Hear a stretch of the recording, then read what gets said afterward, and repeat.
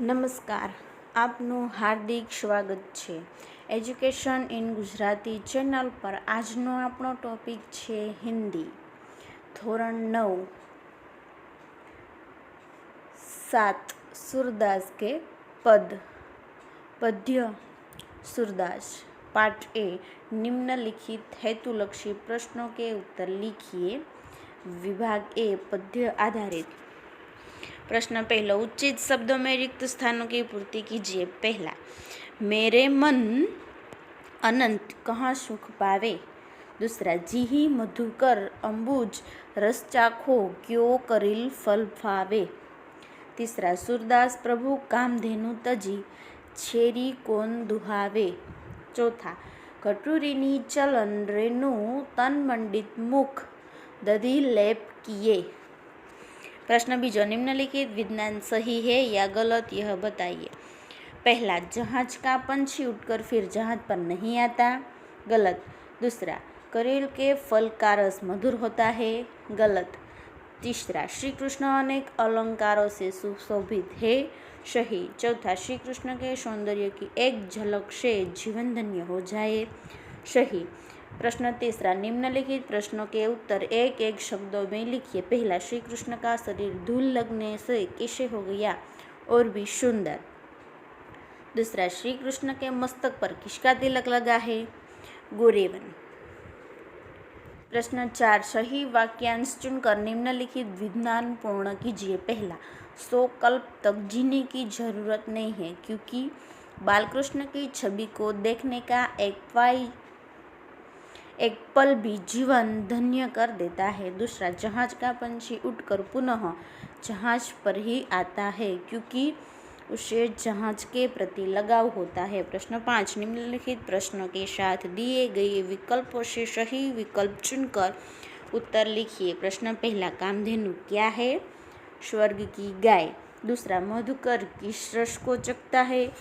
कमल के। तीसरा, श्री कृष्ण के नेत्र कैसे है। चंचल। चौथा, बाल कृष्ण के हाथ लिए शोभा दे रहे हैं। नवनीत। विभाग बे, व्याकरण आधारित। विभाग ए के शब्दों के पर्यायवाची शब्द विभाग ब में से ढूंढकर लिखिए। पहला, पक्षी। उत्तर, स्वर्ग। दूसरा, अंबुज। उत्तर, जलज। तीसरा, कूप। उत्तर, कुआ। चौथा, मधुकर। उत्तर, भ्रमर। पांचवा, धेनु। उत्तर, गाय। छठा, छेरी। उत्तर, बकरी। सातवां, नवनीत। उत्तर, मक्खन। आठवां, लोचन। उत्तर, नयन। नौमा, रेणु। उत्तर, धूल। 10, कपोल। उत्तर, गाल। प्रश्न दूसरा, विरोधार्थी शब्द की जोड़ियां बनाइए। पहला, प्यास। विभाग अ, प्यास। उत्तर, तृप्ति। दूसरा, चारु। उत्तर, भदा। तीसरा, दुर्मित। तीसरा, सुमति। चौथा, कड़ुआ। चौथा, मीठा। प्रश्न तीसरा, निम्नलिखित शब्दों का तस्मय रूप लिखिए। पहला, महात्म, महात्म्य महिमा। दूसरा, पियासो, प्यासा। तीसरा, लट, केरण गुज। चौथा, केहरी, केसरी शी। प्रश्न 4, निम्नलिखित प्रत्येक वाक्य में से भाववाचक संज्ञा पहनकर लिखिए। पहचान कर लिखिए। पहला, गंगाजल को छोड़कर अपनी प्यास बुझाने कोई कुआं क्यों खुदवाए। प्यास। दूसरा, घुटनों के बल चलते श्री कृष्ण की सुंदरता मोह लग रही है। सुंदरता।